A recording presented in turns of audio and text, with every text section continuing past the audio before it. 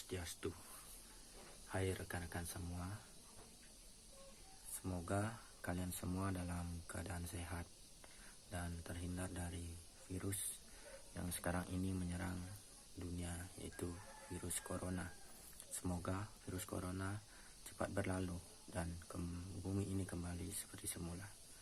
Nah, kali ini saya akan membahas sebuah materi dari seorang filsuf barat, yaitu tentang dialektika dan sejarah filsafat menurut Friedrich Hegel. Nah, sebelum saya membahas ke sana, di sini saya ada beberapa rumusan masalah, yaitu yang pertama saya akan menjelaskan biografi dari Friedrich Hegel, kemudian pemikirannya, lalu dialektika, dan yang terakhir pemikiran filsafat sejarah menurut Friedrich Hegel. Nah, secara umum dialektika itu adalah ilmu yang mengatur tentang hukum yang paling umum, yang dimana ilmu ini mengatur tentang perkembangan alam, manusia, dan pemikiran dari manusia itu sendiri. Nah, sebelum saya mengulas dialektika tersebut, di sini saya akan memaparkan dulu dari biografi Friedrich Hegel, kemudian pemikirannya, dan kemudian dialektikanya itu sendiri. Nah, kita masuk ke biografi dari Friedrich Hegel. Friedrich Hegel adalah tokoh filsafat idealis Jerman yang lahir di Stuttgart, Württemberg. Pengaruhnya sangat luas terhadap para penulis dari berbagai posisi, termasuk para pengagumnya antara lain F.H. Bradley, Sartre, Hans Kung, Bruno Bauer, Max Stirner, Karl Marx, dan yang menentangnya antara lain Kierkegaard, Schopenhauer, Nietzsche, Heidegger, Schelling. Dapat dikatakan bahwa dialah orang yang pertama kali memperkenalkan gagasan dalam filsafat bahwa sejarah dan hal yang konkret adalah penting untuk bisa keluar dari lingkaran filosofia Perennis, yakni masalah-masalah abadi dalam filsafat. Ia juga menekankan pentingnya yang lain dalam proses pencapaian kesadaran diri. Hegel dilahirkan di Stuttgart pada 27 Agustus 1770. Di masa kecilnya, ia suka membaca literatur, surat kabar, esai filsafat, dan tulisan-tulisan tentang berbagai topik lainnya. Masa kanak-kanaknya yang rajin membaca disebabkan oleh ibunya yang luar biasa progresif dan aktif mengasuh perkembangan intelektual anak-anaknya. Keluarga Hegel adalah sebuah keluarga kelas menengah atas yang mapan di Stuttgart. Ayahnya seorang pegawai negeri dalam administrasi pemerintahan di Württemberg. Hegel adalah seorang anak yang sakit-sakitan dan hampir meninggal dunia karena cacar sebelum berusia 6 tahun. Namun, dia bisa bertahan sampai dia menjadi seorang filsuf. Nah, hubungannya dengan kakak perempuannya, Christiane, sangat erat dan tetap akrab sepanjang hidup. Nah, kita lanjut ke pemikiran Hegel. Pemikiran Hegel ini lebih menekankan pada hubungan filsafat sejarah, yang mana ia banyak mengkaji tentang berdialektika terhadap realitas dan memandang adanya realitas mutlak atau roh mutlak atau idealisme mutlak dalam kehidupan, sehingga sangat mempengaruhi dalam memandang sejarah secara global. Hal ini terbukti saat berdialektikanya mampu memasukkan pertentangan di dalam sejarah sehingga dapat mengalahkan dalil-dalil yang bersifat statis. Hegel dikenal sebagai filsuf yang menggunakan dialektika sebagai metode berfilsafat.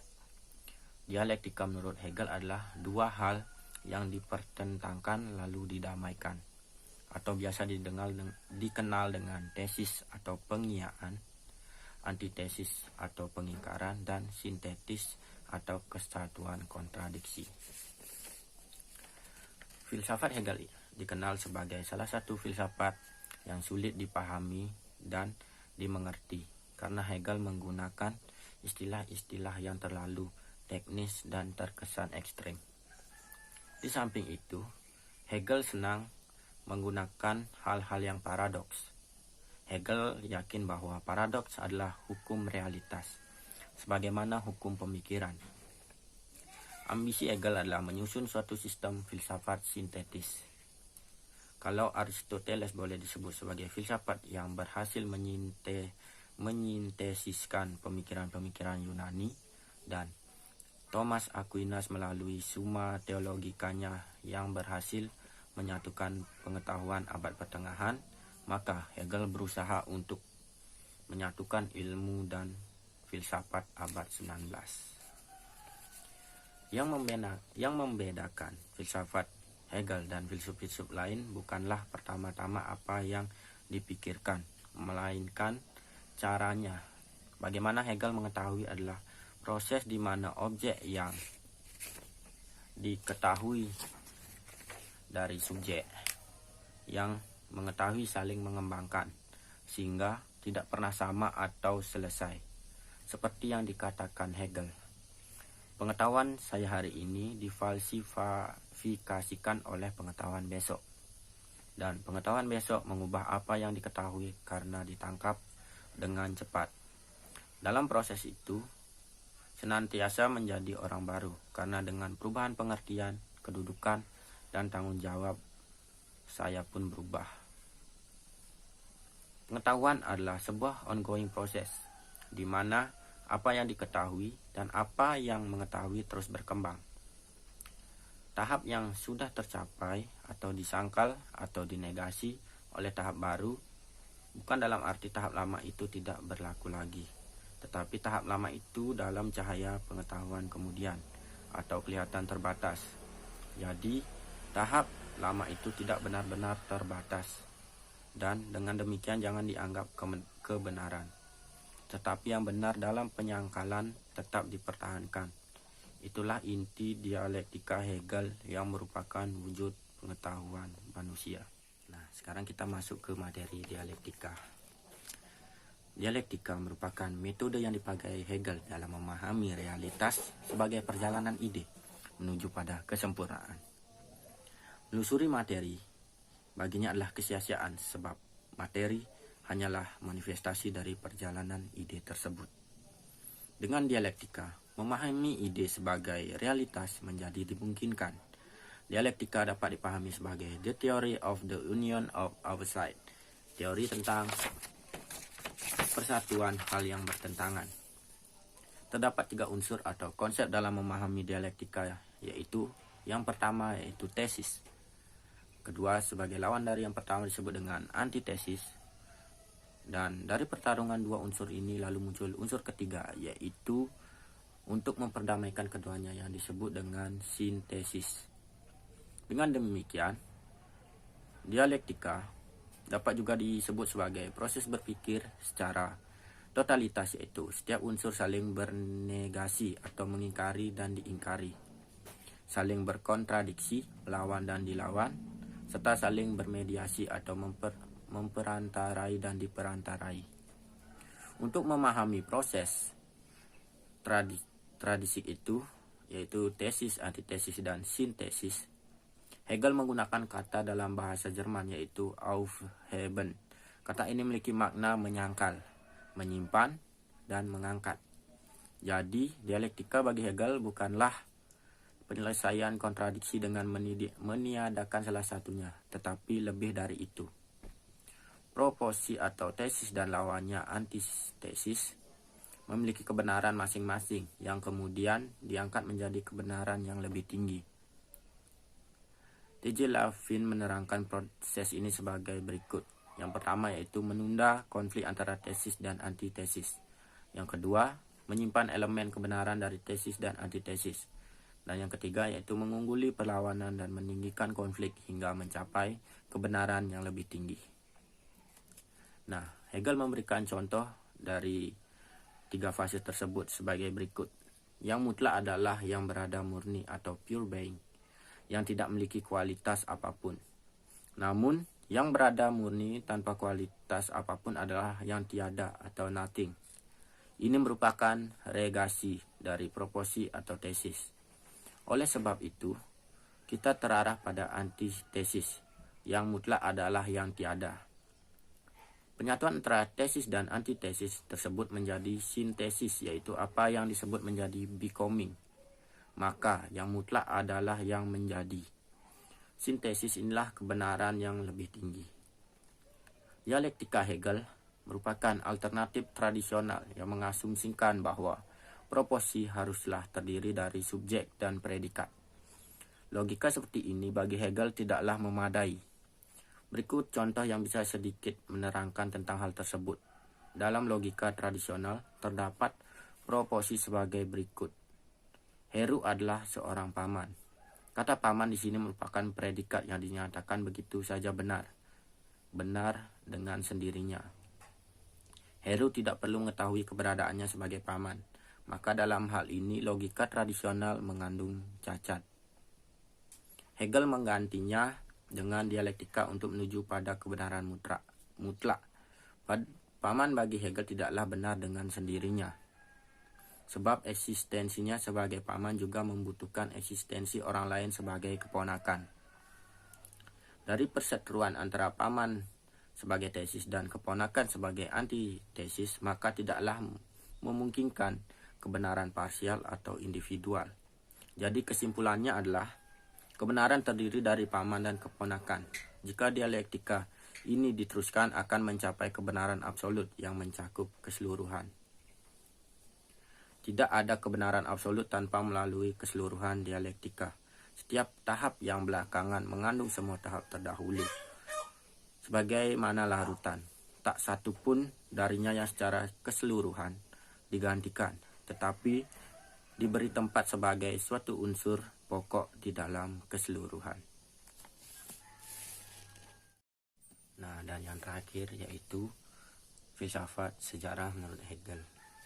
Nah, di sini setelah Hegel menyatakan bahwa yang sejati adalah rasional dan kemudian menerangkan tentang dialektika yang membawa ruh kepada titik absolut, maka kita kemudian akan dibawa pada pemahaman hakikat sejarah. Sejarah bagi Hegel dapat dipahami sebagai proses dialektika ruh. Filsafat sejarah Hegel merupakan perwujudan atau pengejawantahan dari ide universal menuju pada absolutisme dengan menjelaskan semua yang terjadi sebagai proses. Bagi Hegel, sejarah berlaku pada kelompok, bukan dalam individu. Searah berkaitan dengan jiwa manusia dan seluruh budayanya, bukan dengan ilmu dan teknologi seperti yang dijelaskan oleh para pemikir pencerahan. Hegel menganggap sejarah tidaklah bergerak secara lurus terhadap kemajuan, namun ia bergerak secara dialektis melalui jalan melingkar. Dalam The Philosophy of History, Hegel mengatakan bahwa esensi dari ruh adalah kebebasan, maka kebebasan adalah tujuan dari sejarah. Sejarah baginya merupakan gerak ke arah rasionalitas dan kebebasan yang semakin besar. Hegel kemudian merumuskan perkembangan historis ruh yang terbagi dalam 3 tahap. Yang pertama, Timur, kedua, Yunani dan Romawi, dan ketiga, Jerman. Pada fase pertama, kita akan ditemui bahwa yang bebas hanyalah satu orang seperti yang kita lihat dalam monarki Cina dan Timur Tengah. Lalu sejarah bergerak pada masa Yunani kuno dan Romawi, di mana yang bebas menjadi beberapa orang sebab masih ada pembedaan antara tuan dan budak. Maka bentuk yang sempurna adalah Jerman, di mana yang bebas adalah semuanya.